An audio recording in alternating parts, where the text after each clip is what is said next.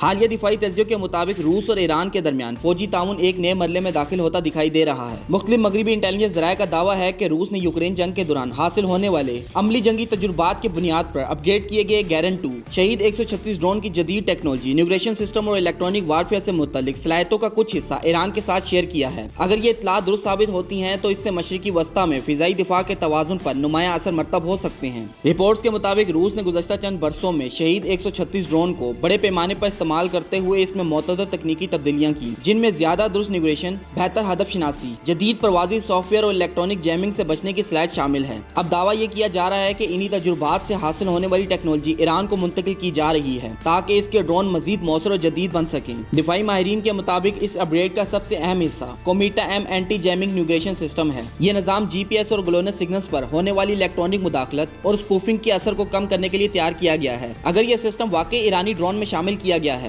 تو انہیں صرف الیکٹرانک وارفیئر کے ذریعے ناکام بنانا پہلے کے مقابلے میں کہیں زیادہ مشکل ہو سکتا ہے۔ رپورٹس میں یہ بھی دعویٰ کیا گیا ہے کہ جدید ڈرون مختلف نیویگیشن ذرائع، انیشیل نیویگیشن، سیٹلائٹ سگنلز اور بیک اپ گائیڈنس سسٹم کے امتزاج سے اپنے ہدف تک پہنچنے کی صلاحیت رکھتے ہیں۔ اس کا مطلب یہ ہے کہ اگر ایک نیویگیشن نظام متاثر بھی ہو جائے تو ڈرون مبدل نظام کی مدد سے اپنا مشن جاری رکھ سکتا ہے۔ بعض مغربی ذرائع کا یہ بھی دعویٰ ہے کہ روس ایران کو سیٹلائٹ انٹیلیجنس اور ہدف کی شناسی سے متعلق معلومات بھی فراہم کر رہا ہے، جس سے حساس فوجی تنصیبات، فضائی اڈوں، رڈار سسٹم اور دیگر اہداف کی بہتر شناخت ممکن ہو سکتی ہے۔ تاہم اس دعوے کی آزاد ذرائع سے مکمل تصدیق نہیں ہوئی اور اس حوالے سے روس ان الزامات کی تردید کرتا ہے۔ دفاعی تجزیہ کاروں کے مطابق جدید ڈرون جنگ میں سب سے بڑا مسئلہ کاسٹ ایکسچینج ریشو ہے۔ ایک نسبتاً کم قیمت خودکش ڈرون کو تباہ کرنے کے لیے کئی ملین ڈالر مالیت کا انٹرسیپٹر میزائل استعمال کرنا پڑ سکتا ہے، جس سے طویل جنگ کے دوران دفاعی نظاموں پر مالی اور لاجسٹک دباؤ بڑھ سکتا ہے۔ اگر بڑی تعداد میں ڈرون بیک وقت حملہ کریں تو دفاعی نظام کے لیے ہر ہدف کو روکنا مزید مشکل ہو جاتا ہے۔ ماہرین کا کہنا ہے کہ روس نے یوکرین جنگ کے دوران کم بلندی پر پرواز لہروں کی صورت میں حملے،